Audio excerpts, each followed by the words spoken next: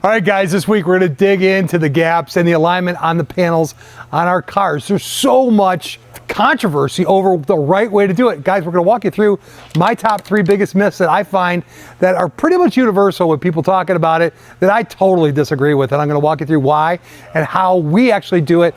Like that yellow bird behind us is here because we need to fix the gaps on it, not to mention the stripe on the front. That ain't so pretty.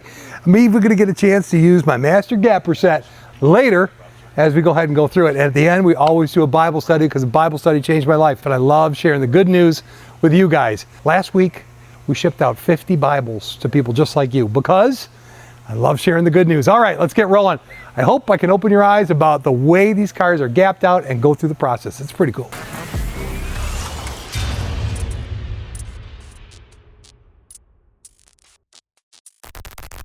All right, guys, let's dig into these myths about gapping out the cars. Now, the gaps on a car really do make the car. There's no doubt about that. But the biggest myth is it's got to be on the ground. It's got to be on its own weight. Have you seen how guys put in their shops the wooden blocks? You know, they'll take the 2x4s and they'll jack them up.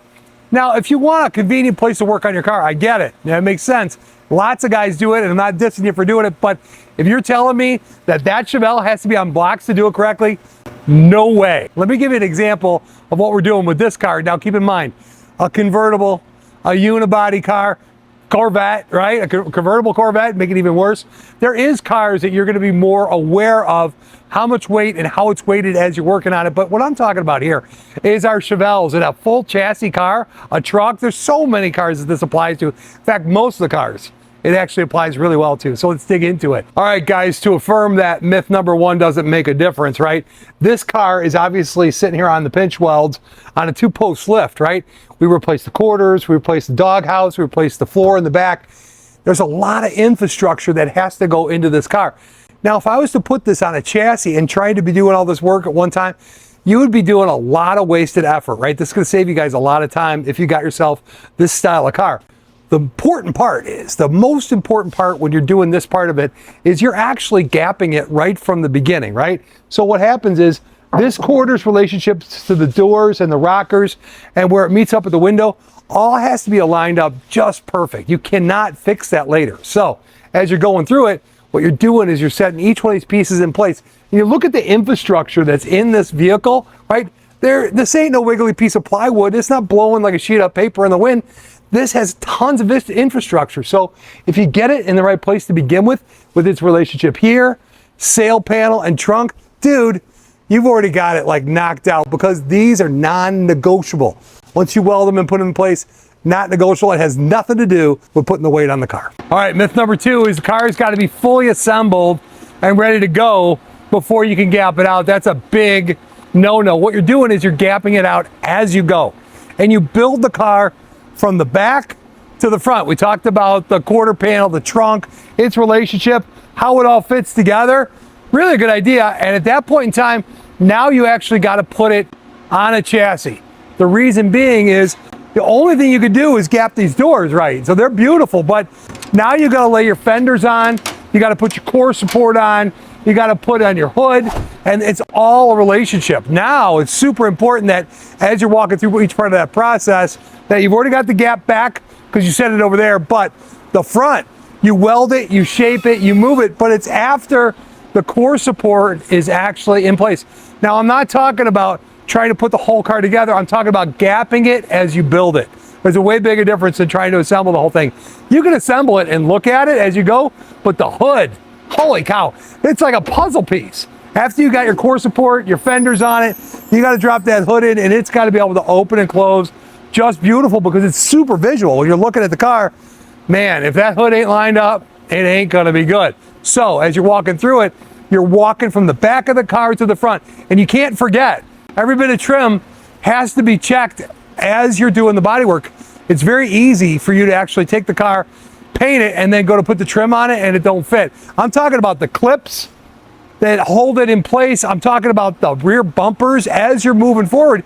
You got to know, is it straight, is it clean, and is it going to line up correctly? But you don't assemble the whole thing and then gap it out. You're going through the process and you're holding that accountability and credibility as you go through the whole thing. Way different style, way different approach. All right, myth number 3 is you don't have to put in seals before you do all your body work to line all your panels? Yeah, you do. I can't tell you the countless guys that I've had that have worked for me that wanted to do it without it, and then you go to close it, it's beautifully painted, and it doesn't close correctly, or it doesn't snap, or you can't get this to lay just right. Without a set of seals, guys, you are never going to have that look absolutely perfect unless you got this one little trick that I came up with. All right, guys, if you're not going to put in a full set of seals, I came up with an invention. I love my cool stuff, right? This is a master gapper set, and really what it does is these are different thickness materials, so they're different hardness, and there's a magnet in the back of it, but this is the trick part. This is the cool part. So if you close your door and it's going to move against the striker, right? That's why you put the seals in there, because you want to make sure that it's actually going to be aligned in the right spot. But without a set of seals, you're never going to be able to do this right. So if you just take this bad boy and you see how it just sits on there, and now look at this. It don't move at all. And you can just adjust your striker in or out to make this thing exactly where you want it to be. Pretty slick, isn't it? All right, that's it. Those are the myths of alignment and the gaps on a car. It's a big deal, guys, and if you do it right and you do it consistently through the whole thing, you can make a beautiful car. The proof's in the pudding. Our cars are absolutely gorgeous, and I've paid a lot of guys to do it the wrong way in my past, and then I just had to fix it. All right, the best part of every episode is always the Bible study. Let's get to the Bible study, because the Bible study actually does get you doing things right. All right, guys, best part of the episode is always the Bible study for me, but I got to do a little cleanup work before we go at it, right? Number one is, if you guys watch my channel and have seen what we do, I talked about a car show, an online car show. I've used a company called Freelancer that basically does all the engineering and stuff for us. It's really not done yet. I got another call next week. I'm trying to launch it, so it may not launch. It may just not happen. I got to apologize. I thought I could pull it off, and it may not. Anyways, that's number one. Number two is, I have so many things that I want to do on these cars. I'm really considering backing off the weekly episode thing. So reach out in the comments. Let me know what you guys think. Maybe we'll go to once a month, whatever. I don't know. It's just something I'm thinking about. I'm communicating with you guys. I don't want to lose the Bible study. The reason I'm doing it even this week is because I want to do the Bible study with you guys. Anyways, and this verse and what I found and what I want to talk about really hit home. It's the last verse I ever had, the last conversation I ever had, like with my dad, about Jesus. Isn't that crazy? All right, start with prayer. Lord, please be with us and let your word speak to the people that are watching the video and are enjoying the cars and sharing the knowledge, the wisdom, and most of all, sharing the love that you have for us, that you have expunged, you've told us about in your word. In Jesus' name we pray. Amen. All right, kids, we're digging in. Matthew 5:13. Ready? So this is red letters, means Jesus speaking, right? So, you are the salt of the earth. But if the salt loses its saltiness, how can it become made salty again? It is no longer good for anything except to be thrown out and trampled by men. I'll come back to that in a second. You are the light of the world. A city on a hill cannot be hidden. Neither do people put a light and a lamp under a bowl. Instead, they put it on a stand, and it gives light to everyone in the house. In the same way, let your light shine before men, that they may see your good deeds and praise your Father in heaven. So, I love that. We're going to break that down for a second.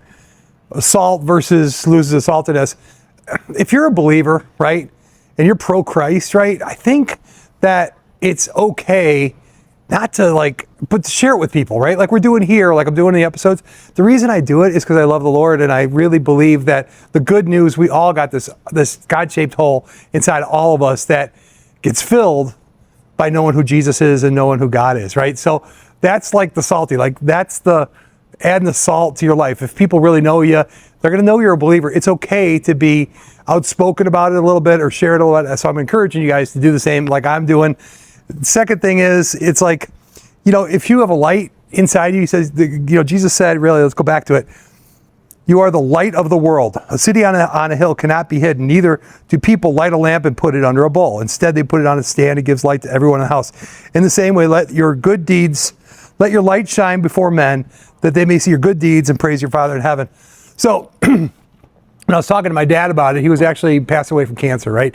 And it's been a while, right? And, there's different things I was working on, that kind of stuff. And I remember he said, son, let your good deeds glorify your Father in heaven. So the things that you do aren't about you. They're not about how cool you are, how great you are, because you're not. I'm not. None of us all. We're all broken. We're all messed up. But God's got a great plan for your life. And I swear, if you read, I swear, that sounds bad. But if you read the Word and ask God for a little bit of help, ask the Holy Spirit to show up in your life, it'll change everything in your perspective on it. Be salty, man. Actually make a difference. I met a guy, told me one time, he goes, I don't make anything. I just want to make a difference. And I thought that was really cool. Hope this makes a difference in your world. If you need a Bible, go on to studiohotrods.com and hit the link that says I need a Bible. I will send you one. I love doing it. Literally 59 from last week. And I'm happy to do it. I love sharing the Word with you guys. All right, go on there. Send us a request. It's all good. All right, peace out. I will see you next week. Be salty, my friends. And that's not in a bad way. You know, when people are salty, they're like angry. I'm not talking about that. I'm saying add some flavor to your life right here.